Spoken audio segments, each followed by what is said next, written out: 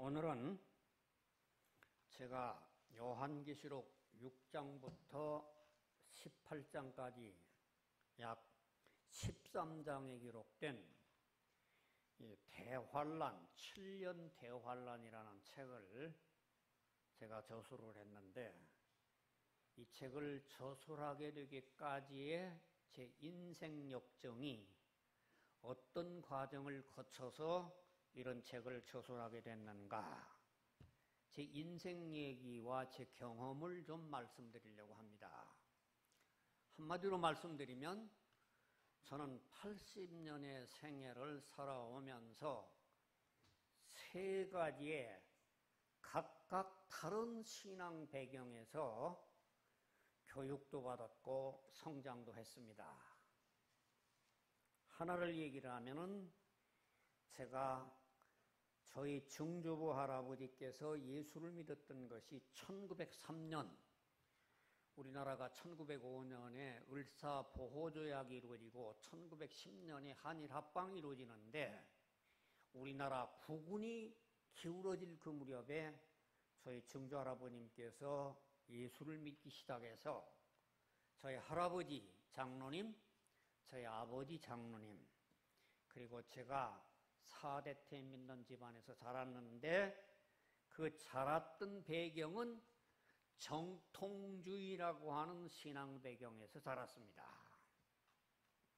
이 정통주의라고 하는 말은 무슨 말이냐고 하면, 영어로 얘기하면 오도닥시라고 얘기를 합니다.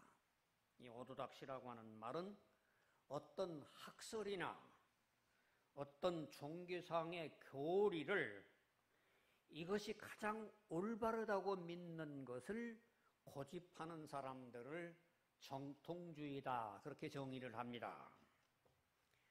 여러분, 교회에서 우리는 신약 성경에 보면 사도들 때에는 어떤 신앙을 고백하고 있는 것이 보편화된 게 아니라, 성령으로 거듭난 사람이면 자동적으로 교회 회원이 됐기 까닭에 집약적으로 신앙을 고백하는 전통이 없습니다.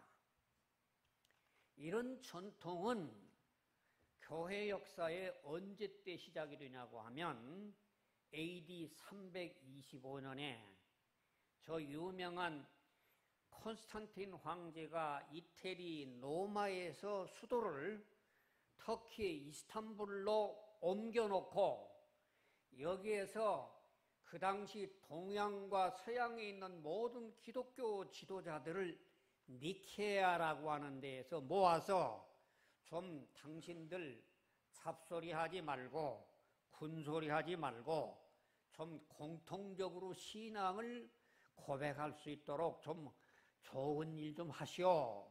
그러면서 왕복 여비도 주고 숙식을 해줘서 몇 달 동안에 초체의 모든 교부들이라는 사람들, 감독이라는 사람들, 장로라는 사람들이 만든 거를 AD 325년에 니케아 신조라고 합니다.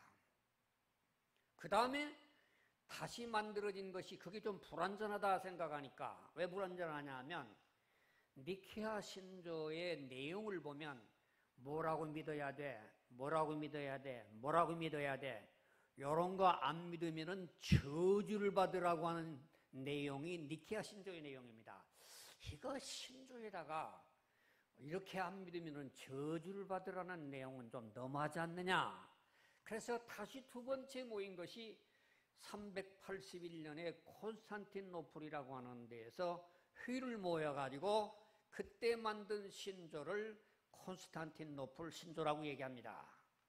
그런데 이때에 그것도 또 만족하지 아니해서 다시 451년에 칼케돈 신조를 만듭니다. 그러면 여러분, 제가 말씀드리는 325년에 니케아 신조, 381년에 콘스탄티노플 신조, 451년에 칼케돈 신조를 만들었는데, 사도신조는 언제 만들었느냐? 사도신경. 여러분, 언제 만들었어요? 이 사도신경에 대한 얘기가 역사성이 희박해가지고 이 사도신경이라고 하는 거는 로마 카톨릭 교회가 자기들만이 정통이라고 하는 AD 750년이 만듭니다. 제가 교회 역사에다가 이 책을 밝혔는데 장로교 사람들은 뭐라고 얘기하느냐고 하면 사도들 12명이 AD 50년에 예루살렘에 모여서 베드로가 한 줄 하니까 야고보가 두 줄 하고 그래서 사도들이 모아놨던 신앙 고백이었기 때문에 사도신경이라고 하지만 완전히 공갈이고 거짓말입니다. 왜 이게 공갈이고 거짓말이냐? 사도신경 내용의 마지막에 보면 나는 거룩한 공의를 믿습니다라고 하는 원문이 뭐냐면 나는 카톨릭 교회가 유일한 교회인 것을 믿습니다라고 하는 말이 원문이에요. 그게 언제 만들어졌느냐? 750년에 만들어져요. 자, 이게 내가 왜 이 얘기를 말씀을 드리냐고 하면 오늘날 로마 카톨릭 교회에서는 신조를 몇 개를 유냐고 하면은 5개를 번갈아 가면서 사용을 합니다. 최초에 얘기했던 니케아 신조, 콘스탄티노플 신조, 칼케돈 신조, 아타나시우 신조, 그 다음에 사도 신조. 이거를 이 달에는 이 걸리고 저 달에는 저 걸리고 지금 천주교가 그러는데 예배 때마다 사도신경이 사도들의 신앙이라고 고백하는 유일한 교회는 어디냐고 하면 이게 정통주의라고 하는 루터교회와 칼빈의 장로교회 전통입니다. 500년 전에. 그런데 이런 사도신경을 750년에 만든 것뿐만이 아니라 더 만들어요. 더 만드는데 어떻게 더 만드냐고 하면 여러분들 칼빈주의자들은 1563년에 독일에 있는 하이델베르크 교리 문답집을 만들어요. 그 다음에 1618년부터 19년에는 저 네덜란드 돌트에서 칼빈 신조의 5대 강령이라고 하는 것을 만듭니다. 또 1643년부터 49년에는 영국에서 웨스트민스터 신앙고백과 웨스트민스터 소요리 문답을 만들어요. 그래서 정통주의라고 하는 말은 이런 칼빈의 사도신경 뿐만 아니라 저 네덜란드의 칼빈의 5대 신조, 영국의 웨스트민스터 신조, 이 전통을 그대로 계승해서 지금까지도 고집하고 이것이 성경의 핵심이라고 믿는 사람들을 정통주의라고 얘기합니다. 여러분 이해가 됩니까? 이 정통주의 오르닥시라고 하는 말은 한마디로 얘기하면은 천주교에서도 정통주의라는 말을 쓰고 개신교에서도 정통주의라는 말을 쓰는데 특히 칼빈주의자들이 루터교회 사람들이라든지 이 사람들이 쓰는 이 정통주의라고 하는 말은 저 1500년대의 칼빈의 교리, 그 다음에 저 독일의 교리, 네덜란드 교리, 영국의 교리를 한 라인으로 개통적으로 믿는 전통을 고수하는 것을 정통주의라 한다. 내가 왜 이 설명을 하냐면 제가 바로 이런 정통주의 신앙 배경에서 제가 출생을 했습니다. 저희 할아버지가 저희 증조할아버지라는 분이 1903년에 예수 믿기 시작해가지고 저희 할아버지도 장로님이었고 저희 아버지도 장로님이었고 나는 어머니 뱃속에서 유아세례를 받았고 학습을 받았는데 그런데 이 정통주의의 전통이라고 하는 건 모든 예배 때마다 사도신경을 암송하는 것이 이게 전통이에요. 그리고는 봄, 가을에 세례 문답을 받을 때에는 웨스트민스터 소요리 문답대로 문답을 받아가지고 가서 그 문답대로 사람의 제일 되는 목적이 무엇이뇨? 하나님을 영화롭게 하는 것입니다. 하는 문답을 통해 가지고 와서 문답만 하면 그 사람이 거듭났는지 그 사람이 정말 그리스도인인지 상관없이 문답만 통과를 하면 학습 주고 세례를 주는 것이 정통주의 배경이다라는 얘기입니다. 제가 왜 이 말씀을 드리냐고 하면 제가 이런 정통주의에서 20세까지 자랐기 까닭에 이 정통주의의 배경이라고 하는 것이 옛날부터 시작해서 지금까지 계승되고 있는 것을 이 지금 현실까지도 이어지고 있고, 이런 정통주의라인이라고 하는 것은 이런 데 비롯된 오토닥시라고 하는 말이 이렇게 이루어졌다 하는 말씀을 드립니다.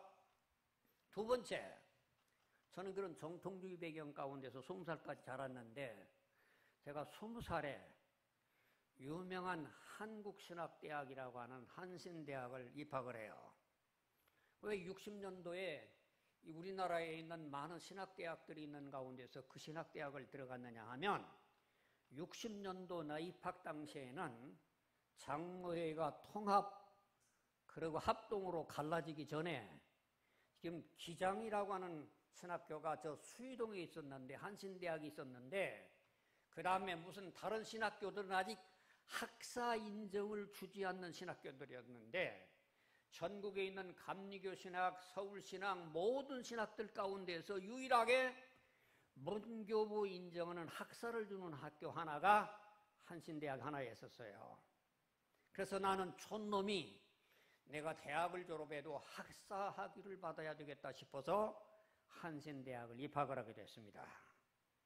그런데 그 한신대학의 학풍이 뭐냐고 하면은 자유주의라고 하는 신학 학풍이 자유주의 학풍입니다.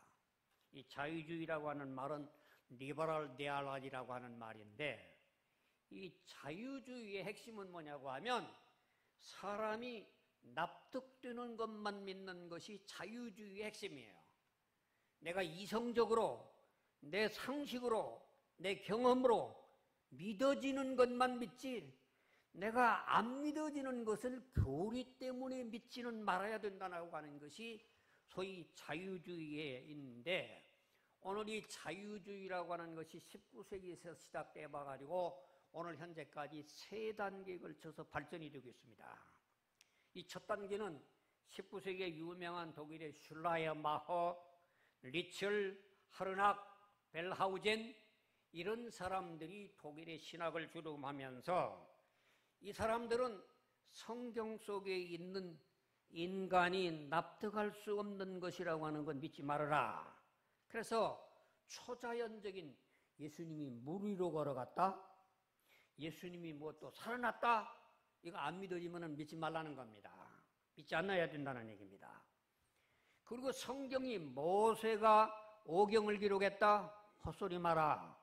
이 모세 오경이라고 하는 건 제2문서, 이문서, D문서, P문서, 각각 연대가 다른 문서들이 마지막으로 편집됐다는 문서 편집서를 믿는 것뿐만 아니라, 또 복음서에도 마태라는 사람, 마가라는 사람, 누가라는 사람이 각각 계시의에서 쓴 게 아니라 큐자료라고 하는 자료를 이용해서 썼던 이 복음이라고 하는 것이 편집이 된 거다, 이렇게 주장하는 것들이 자유주의의, 이성주의의 첫 단계가 됩니다.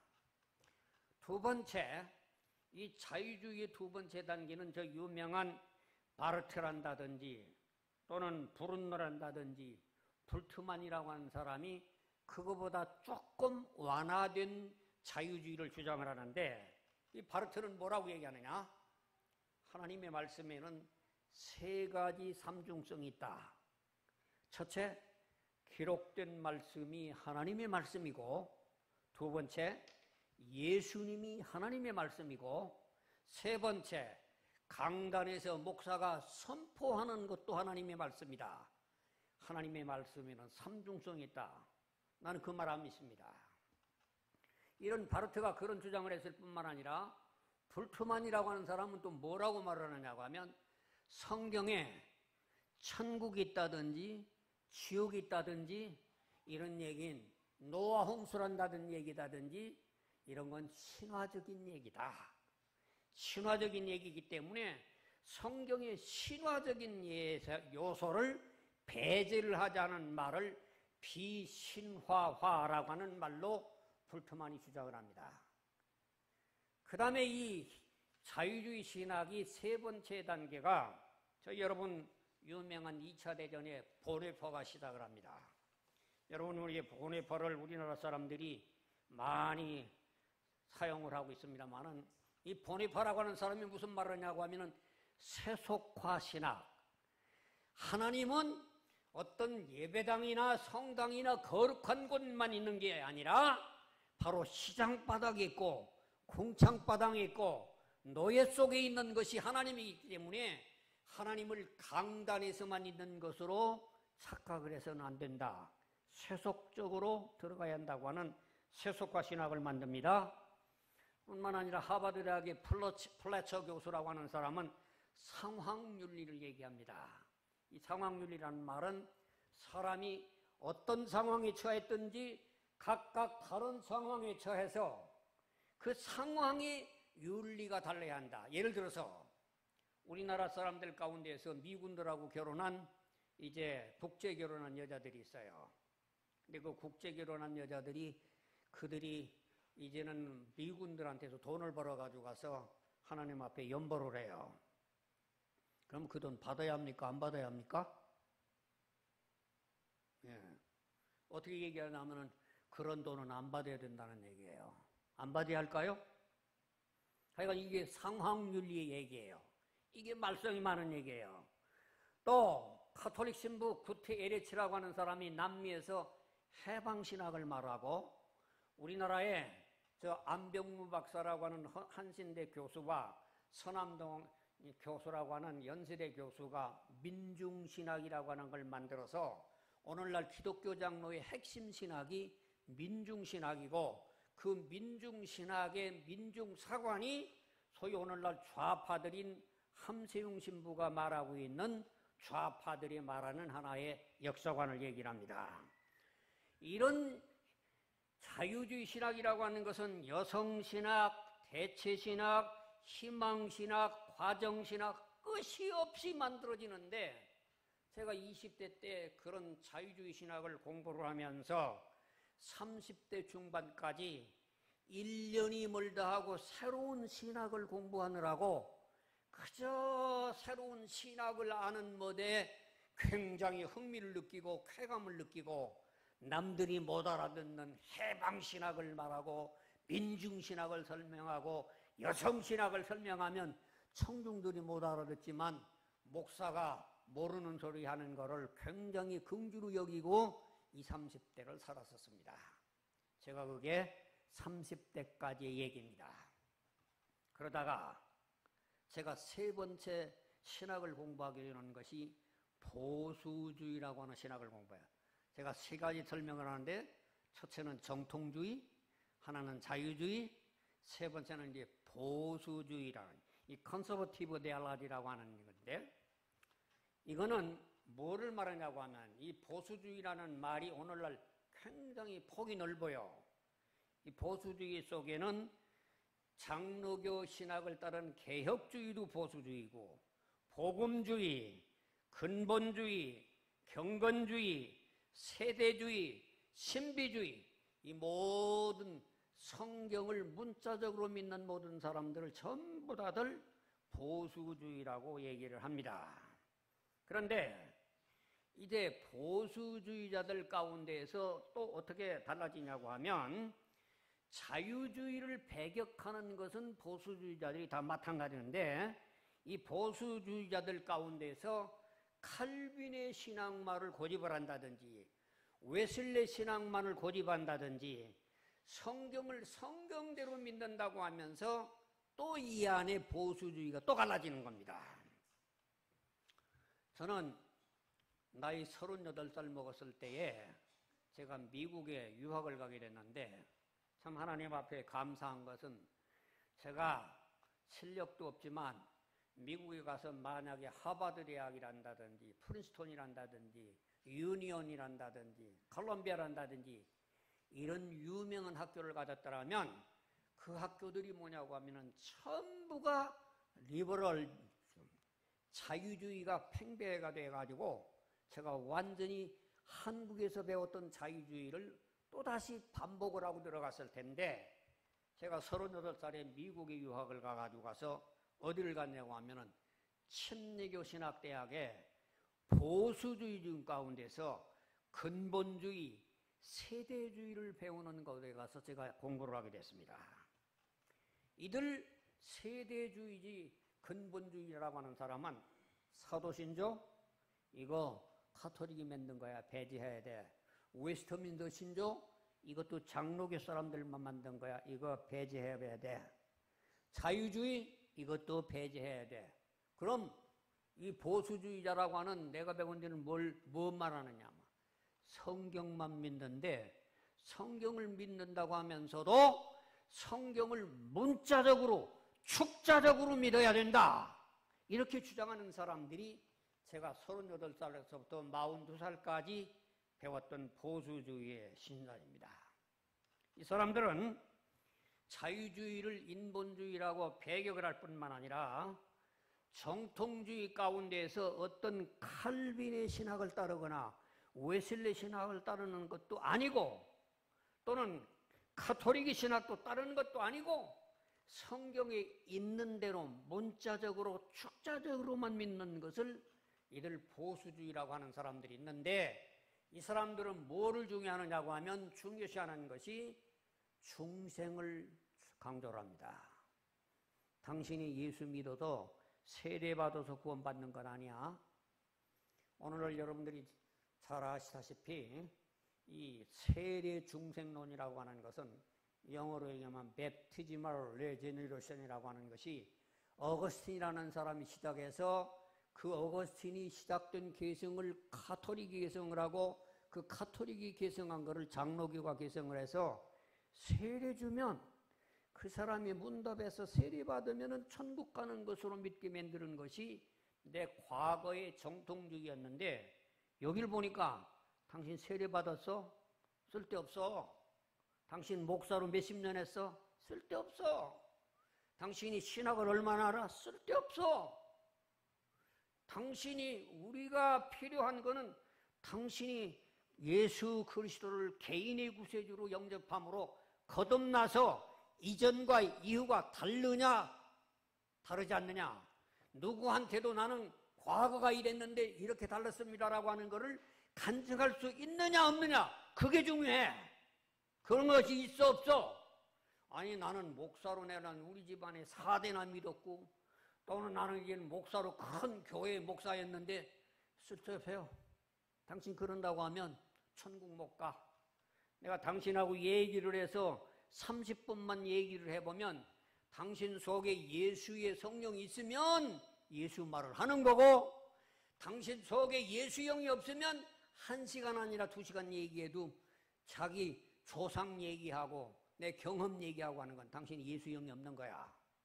이러면서 중생을 얘기하면서 두 번째 강조하는 거는 뭐냐면 종말을 강조해. 종말. 미래가 어떻게 될 것인가를 가르치더랍니다. 미래. 이 종말론이라고 하는 얘기를 철저하게 가르치는 것이 이 보수주의자들의 특징이더라고요. 중생이냐? 중생을 한 다음에 당신이 미래가 어떻게 될 것을 확실히 아느냐? 이 두 가지가 이 보수주의자들에게서 가르치는 4년 교육을 받으면서 저는 그 4년 교육에서 제 인생에 완전히 과거에 있던 자유주의 신학 5년을 다 청산해버리고 또는 내가 20살 먹을 때까지 자랐던 모든 정통주의도 청산을 해버리고 이제는 새로운 보수주의의 신앙을 문자적으로 믿는 것을 받아들이면서 제가 82년에 귀국을 하니까 하나님께서 저를 귀국하던 그 해 2월달이기 원했는데 5월달부터 신학교 오라고 그래서 여기저기 교수로 오면서 그래서 제가 30년 동안을 전국 각지에 있는 신학대학에 다니면서 교회사를 가르치는 그런 교수 생활을 시작을 했습니다. 그러다 보니까 제가 그동안 안에 과거 제 인생의 경험 가운데에서는 정통주의도 배웠고 또는 자유주의도 배웠고 보수주의도 배웠는데 이 중에서 마지막으로 근본주의, 세대주의의 신학에 의해서 요한계시록을 3권을 기록하게 되더라 하는 얘기입니다. 제가 제 인간 생활과 뿐만 아니라 제 학문의 배경을 이렇게 설명을 하면서 제가 이 설명하는 이유가 있습니다. 오늘날 많은 교회가 성경에 있는 말씀대로 설교를 한다고 하면서 요한계시록 6장부터 18장까지가 13장에 기록되어 있는 대환란에 관한 얘기를 목사님들이 교회에서 설교 안 한다? 그거 문제 있는 목사님입니다. 문제 있는 목사님이에요. 왜? 성경의 수많은 성경들 가운데에서 이렇게 13장이나 기록되어 있는 이 대환란에 관한 얘기를 알지도 못하고 성도들에게 깨우쳐주지를 못한다면 그 문제 있는 목사라는 얘기입니다. 제가 오늘 이제 마지막 결론으로 이런 말씀을 드리는 겁니다. 이 7년 대환란이라고 하는 말을 그러면 당신은 어디서 근거해 가지고 가서 그런 주장을 하느냐? 오늘 저는 성경 두 군데만 여러분에게 말씀을 드리는 것으로 제 결론을 맺을 텐데, 먼저 여러분이 성경 펼칠 것은 다니엘서 9장에 있는 말씀을 한번 펼쳐보시기 바랍니다. 여러분, 다니엘서는 BC 605년부터 535년까지 70년 동안 다니엘이라고 하는 사람이 바벨론 포로 생활을 하면서 다니엘서를 12장을 남겼는데, 이 다니엘서 12장의 내용이 두 가지 내용이 기록이 되어 있습니다. 하나는 2장부터 8장까지 그 당시 바벨론 제국뿐만 아니라 헬라 제국, 페르시아 제국, 로마 제국이 어떻게 세상이 전개될 것인가를 2장부터 8장까지 예언해 놓은 다음에 9장부터 12장에는 이스라엘 민족의 미래를 예언을 하고 있습니다. 자, 다니엘서 9장 이제 24절부터 여러분들 한번 우리 같이 읽어봅니다. 다니엘서 9장 여러분들 24절 다 같이 합독을 합니다. 네 백성과 네 거룩한 성을 위하여 이른 이리를 기한으로 정하였나니, 여기까지만 읽겠어요. 이 하나님께서는 다니엘을 통해서 네 백성, 이스라엘 백성, 거룩한 성 예루살렘 성, 이 백성을 위해서 72일을 이스라엘 미래의 민족으로 역사로 정해놨다는 얘기입니다. 그러면서 이제 건너뜁니다. 건너뛰어가지고 가서 25절에 나타나는 얘기입니다. 그러므로 너는 깨달아 알지니라 예루살렘을 중건하라는 영이 날 때부터, 여기 말씀의 25절에 보면은 너는 깨달아야 하는데 예루살렘을 중건하라는 영이 날 때부터 7일회가 지나갈 것이다. 그런데 이 성경에서 예루살렘을 중건하라는 영이 언제 나오느냐 하면 BC 440년에 마지막 선지자였던 느헤미야서 2장 내에 이 예루살렘 중건령이 나옵니다.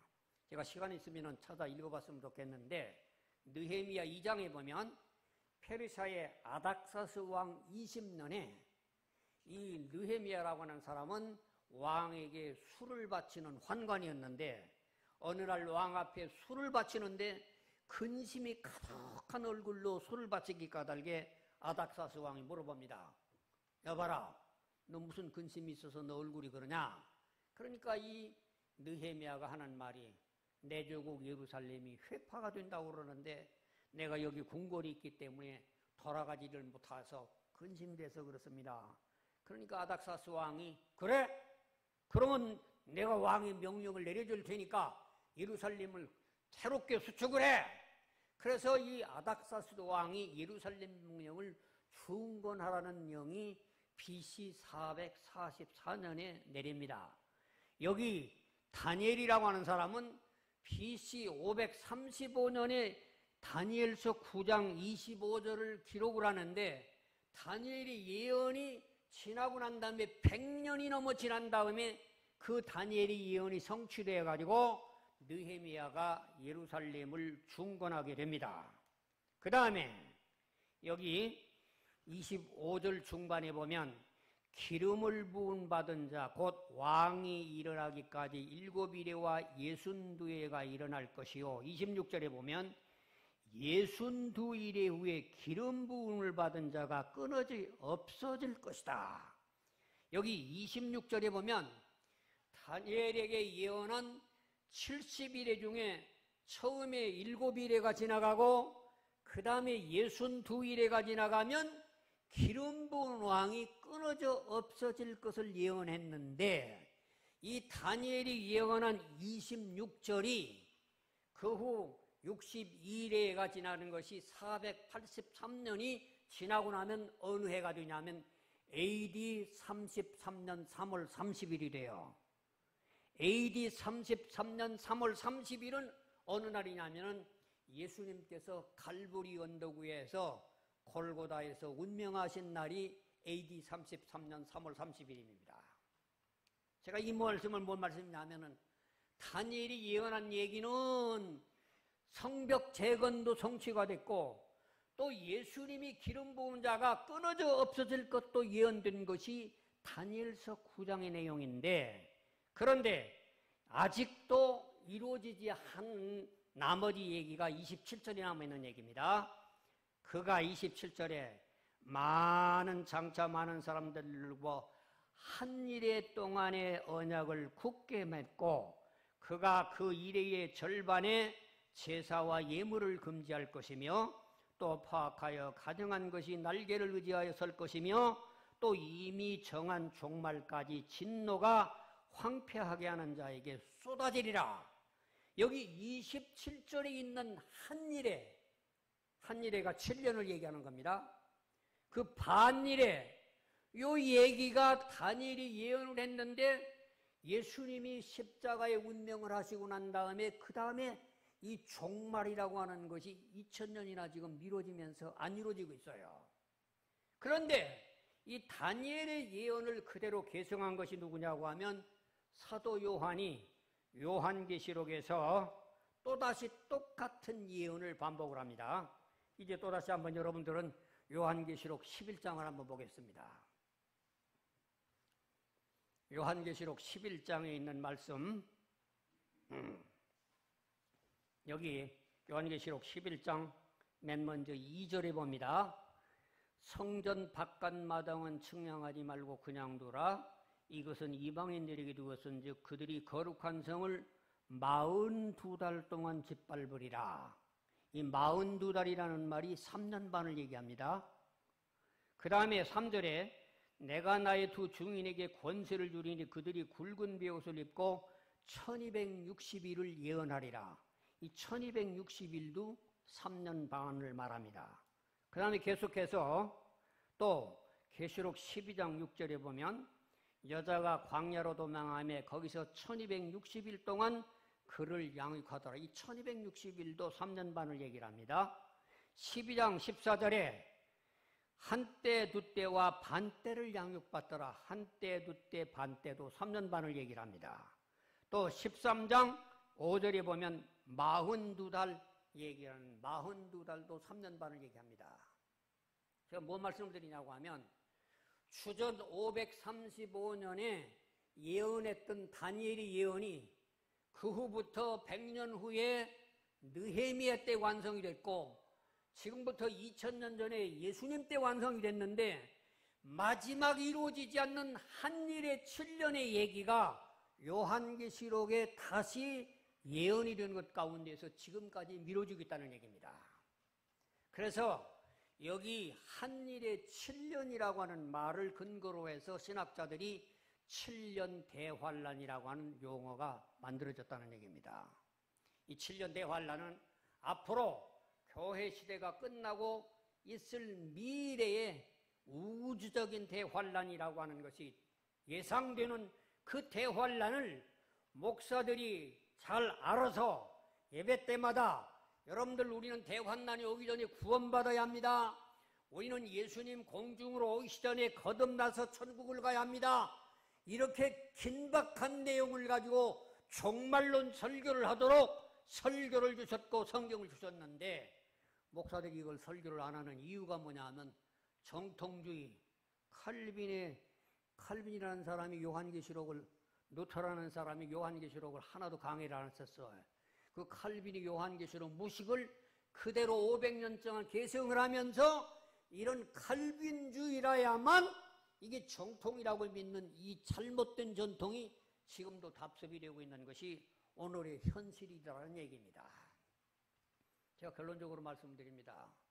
여러분, 오늘 우리는 성경에 있는 말씀들을 이성적으로 믿는 자유주의도 배격하야지만 어떤 특정한 사람, 칼빈이라든지 루터란다든지 웨슬리란다든지 그 사람이 해석만을 금과 옥조처럼 최고로 믿는 그런 인간의 우상주의도 배격하야만 된다고 하는 것이 제 주장입니다. 그럼 어떻게 믿어야 되느냐? 성경이 있는 것을 축자적으로 믿어야 되고 문자적으로 믿으면서 성경에 있는 말씀을 성령님께서 우리에게 감동 주시는 대로 믿어서 오늘날 모든 성도들에게 지금 시대를 바라보면 종말의 징조가 너무 확실합니다.